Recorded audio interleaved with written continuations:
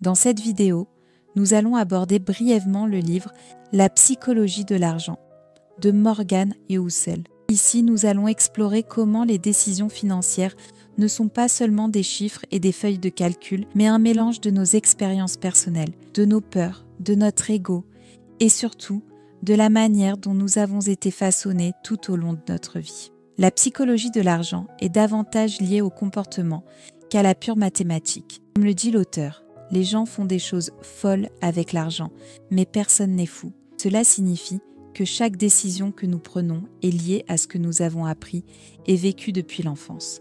Mais sommes-nous réellement conscients de la façon dont nos histoires personnelles influencent notre relation avec l'argent? Découvrons-le ensemble dans les prochaines minutes. L'ADN financier. Comment nos expériences façonnent nos décisions. Nous grandissons tous dans des environnements différents, avec des opportunités et des défis variés. Les personnes nées dans les années 1970, par exemple, ont vécu une des périodes de plus grande croissance économique. Durant leur adolescence, le marché boursier a augmenté presque 10 fois, ce qui a conduit à un optimisme envers les investissements. Nés dans les années 1960, quant à eux, ont traversé la crise de l'inflation de 1979, générant une méfiance à l'égard du marché et une aversion aux risques financiers. Ces premières expériences façonnent profondément nos attitudes financières. Mais avez-vous déjà réfléchi à la manière dont vos propres expériences influencent vos décisions financières? Examinons comment cela pourrait changer la façon dont vous percevez l'argent à partir de maintenant. Et souvenez-vous, personne n'est fou quand il s'agit d'argent. Nous faisons tout ce que nous pensons être juste, en fonction de notre histoire et de notre vision du monde. Le secret du succès, le temps et le pouvoir de la composition. Warren Buffett est considéré comme l'un des plus grands investisseurs de tous les temps. Mais ce que beaucoup ignorent, c'est que sa grande fortune, de 84,5 milliards de dollars, a été construite principalement après ses 60 ans. Buffett a commencé à investir à l'âge de 10 ans, en 1940. Au fil des décennies, il a profité du pouvoir des intérêts composés, qui est la clé de son succès. Pour illustrer, imaginez que vous investissez 1000 dollars à un taux d'intérêt de 8% par an. Après la première année, vous auriez 1080 dollars. Si vous réinvestissez cette somme, vous commencez à gagner des intérêts sur les intérêts. Maintenant, imaginez ce qui se passerait si vous commenciez à investir aujourd'hui et laissiez votre argent croître au fil du temps. Êtes-vous en train de manquer une occasion unique? Le secret de Buffett n'est pas seulement d'être un bon investisseur, mais d'avoir commencé jeune et d'avoir eu la patience d'attendre.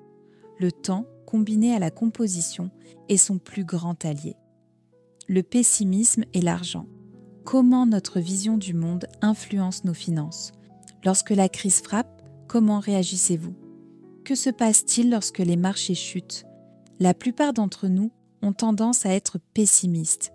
Mais le pessimisme vous empêche-t-il de voir les opportunités qui sont juste devant vous?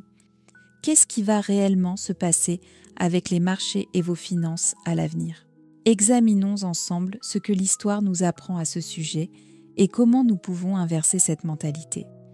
Si vous vous accrochez au pessimisme, les opportunités risquent de vous échapper. Mais au fil du temps, les choses ont tendance à s'améliorer et ce que vous pouvez apprendre sur l'optimisme financier changera votre vision.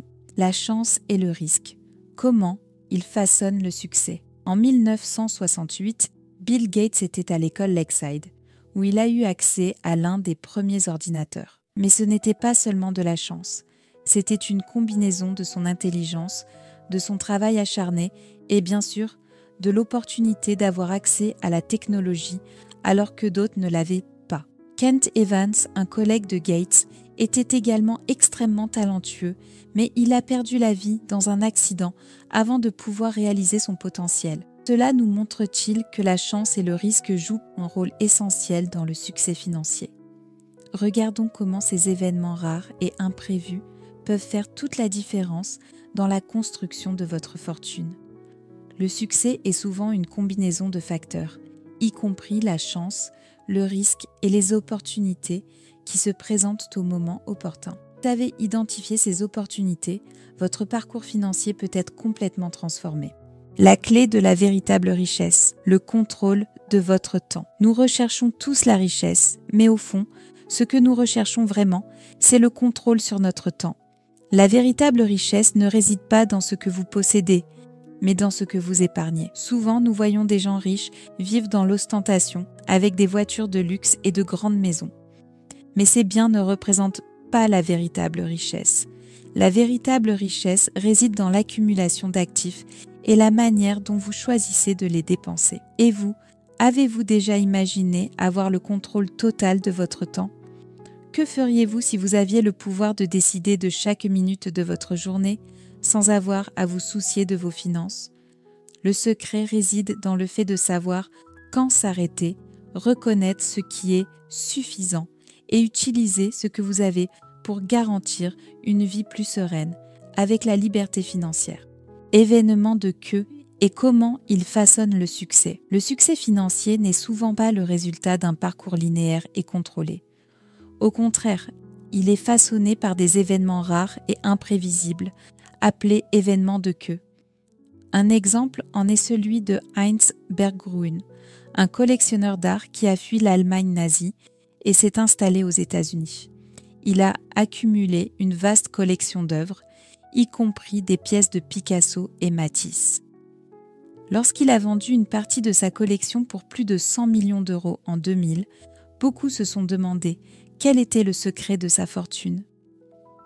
La réponse réside dans le fait que, bien que la majorité des œuvres qu'il a achetées ne valaient pas grand-chose, certaines se sont devenues des icônes de l'art, comme les œuvres de Picasso.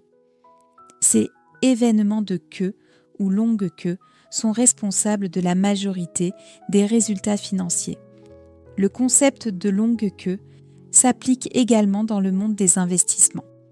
Par exemple, dans les fonds de capital risque, la plupart des startups échoueront, mais quelques-unes auront un retour massif qui couvrira toutes les pertes. Dans le cas de Berggruen, comme pour de nombreux investisseurs, le secret réside dans la patience, la diversification et l'attente que quelques investissements exceptionnels génèrent des profits. Ce n'est pas nécessaire d'avoir raison tout le temps, mais d'identifier les bonnes opportunités. Véritable richesse versus être riche. Il est crucial de comprendre la différence entre être riche et posséder une véritable richesse.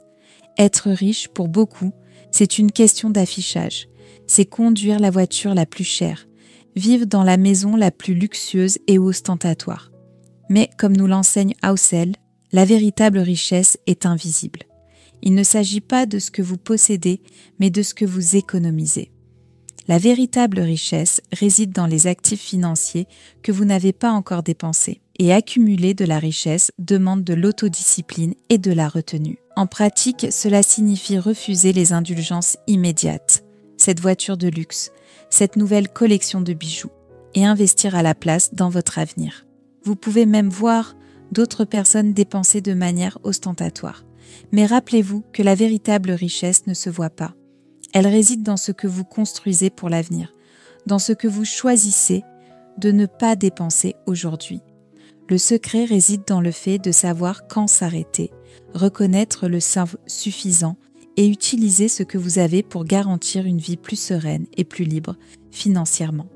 Le prix réel, investir avec conscience. Investir n'est pas seulement une question de gagner de l'argent, il s'agit de payer le prix pour atteindre le succès.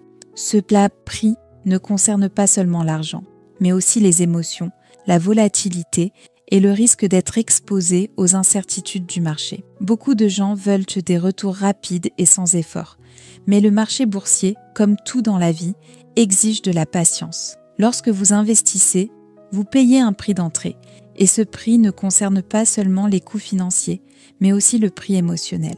Investir exige que vous supportiez la volatilité du marché, ses hauts et ses bas. Il est facile d'être optimiste lorsque les prix montent, mais c'est quand le marché chute que les vrais investisseurs se révèlent.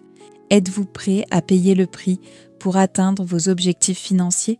Voyons ensemble comment accepter la volatilité et le risque peut être la clé de votre succès. Investir exige que vous supportiez la volatilité du marché, les hauts et les bas. C'est facile d'être optimiste lorsque les prix montent, mais c'est dans les périodes difficiles que la vraie force se révèle. La roue hédonique. Quand assez est suffisant. Dans notre quête de toujours plus, nous oublions souvent une vérité simple. Nous ne serons jamais véritablement satisfaits si nous ne savons pas quand assez est suffisant. Le concept d'adaptation hédonique nous montre que peu importe nos réalisations matérielles, nous finissons toujours par nous adapter et chercher encore plus. Vous avez acheté la voiture de vos rêves ? Bientôt, elle ne sera plus qu'une voiture. Vous avez atteint la maison de vos rêves ? Elle deviendra simplement un endroit où vivre. La recherche incessante de plus de richesses et de biens matériels peut devenir un piège. Le secret est de trouver la satisfaction dans ce que vous avez et dans ce que vous avez déjà accompli. Et vous, quand savez-vous que c'est assez ? Que se passe-t-il lorsque vous atteignez vos objectifs financiers, mais que vous sentez qu'il y a toujours quelque chose de plus à conquérir ? La véritable réussite financière et personnelle ne vient pas de l'accumulation de biens, mais de savoir que ce que vous avez maintenant est suffisant et de reconnaître que l'excès ne mène pas à plus de bonheur. L'argent est sans aucun doute, un outil puissant. Mais c'est la façon dont vous vous y prenez avec lui qui détermine son impact dans votre vie. La psychologie de l'argent n'est pas une question d'être riche ou d'accumuler des biens. Il s'agit de comprendre vos propres comportements, vos expériences et la manière dont elles façonnent les décisions que vous prenez chaque jour. Maintenant, imaginez ce que vous pourriez accomplir si vous commenciez à voir l'argent différemment. Le véritable secret réside dans l'équilibre entre la patience, l'autodiscipline et une vision claire de ce que vous souhaitez vraiment atteindre. Il ne s'agit pas de gagner de l'argent rapidement ou de suivre les tendances. Il s'agit de construire un avenir où vous avez la liberté financière, le contrôle de votre temps et, plus important encore, la satisfaction de ce que vous avez accompli.